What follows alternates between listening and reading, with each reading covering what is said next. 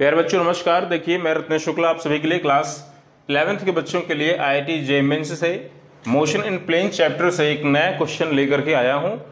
आओ हम इस क्वेश्चन को सॉल्व करने का प्रयास करते हैं। Jet plane flying at a constant velocity small v at a height of 8 kilometre is being tracked by a radar capital R which is located at the point O directly below the line of the flight. If angle theta is decreasing at a constant rate of 0.025 radian per second, then find the velocity of the jet plane at the position theta equals 60 degree. ध्यान समझिए, पहले question कहना क्या चाहता है। एक jet plane हमारे पास में, यही जेट प्लेन जो है वो 8 किलोमीटर की हाइट पर उड़ान भरता है। ठीक उस टाइम पर जिस टाइम पर रडार इसके नीचे होता है। अब रडार इसको लगातार ट्रैक कर रहा है। जैसे जैसे आगे की तरफ बढ़ रहा है तो क्या हो रहा है कि रडार और जेट प्लेन की जो लाइन ऑफ साइट है ये लगातार डिक्रीज नीचे की तरफ आ रही है। मतलब इसका जो हॉरिजॉन्टल डायरेक्शन से एंगल बन रहा है थीटा, ये एंगल थीटा लगातार घटता चला जा रहा है। और एंगल किस रेट से डिक्रीज हो रहा है, तो यहाँ पे आपको rate of decreasing of the angular position of the jet plane is given. बताओ एंगल यहाँ पे किस रेट से डिक्रीज हो रहा है। D theta by d t की वैल्यू आपको दी गई है 0.025 रेडियन पर सेकेंड। हमें पता लगाना है कि जिस टाइम पर ये एंगल 60 डिग्री रह जाता है गिरते गिरते, उस टाइम पर जेट प्लेन किस स्पीड से आगे की तरफ जा रहा है। क्लियर? कैसे फाइंड करोगे इसको बताओ। जेट प्लेन की स्पीड कैसे पता लगाओगे।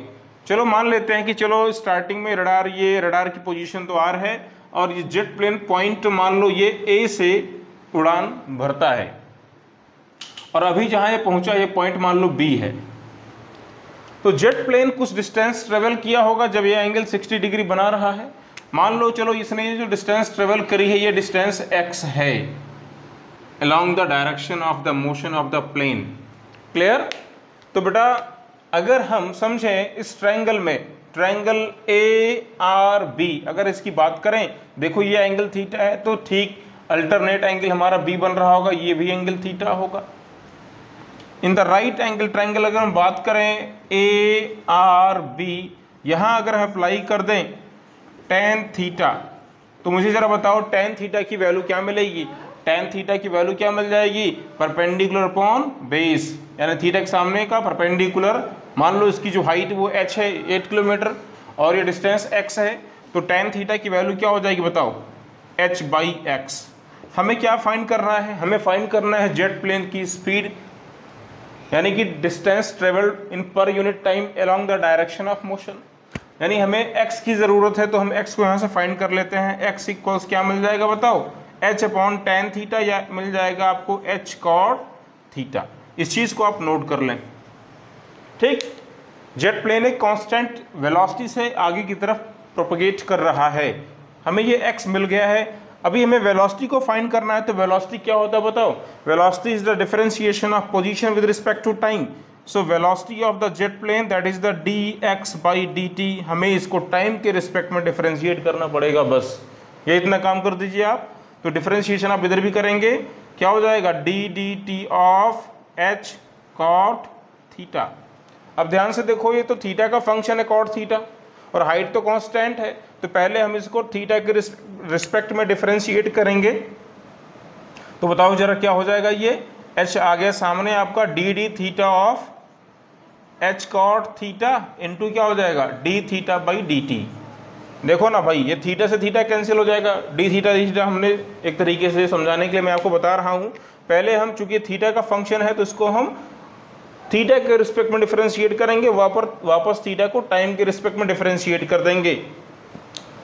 तो क्या आप सभी को मालूम है d theta of cot theta क्या होता है, ये होता है माइनस कोसेक स्क्वायर थीटा। अगर हम कॉट थीटा को थीटा के रिस्पेक्ट में डिफरेंशिएट करें तो क्या मिलेगा, माइनस कोसेक स्क्वायर थीटा। जिनको नहीं मालूम है नोट कर लेंगे, ddx ऑफ कॉट x, इसकी वैल्यू होती है माइनस कोसेक स्क्वायर x। तो वहीं से हमने इस चीज़ को दे दिया है। वापस देखो जरा, ये क्या लिखा है dθ/dt। ठीक है, हाँ।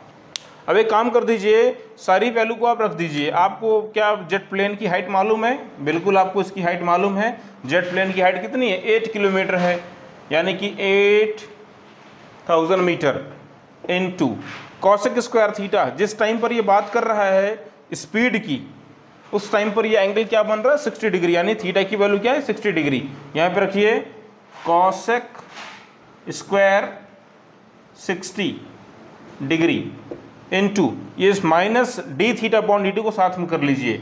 Minus D theta upon D T का मतलब क्या है? माइनस का मतलब है एंगल डिक्रीज कर रहा है, और ये एंगल किस रेट से डिक्रीज कर रहा है? 0.025 रेडियन पर सेकेंड।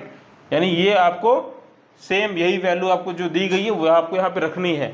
इसको प्लेस कर दीजिए, आप प्लेस करिए तो आपको मिल जाता है यहाँ से velocity of the jet plane equals 8000 into cosec square 60। Cosec 60 का मतलब साइन 60 का इनवर्स होगा, यानी ये हो जाएगा 2/√3 का स्क्वायर, और ये rate of change of the angle that is the 0.025।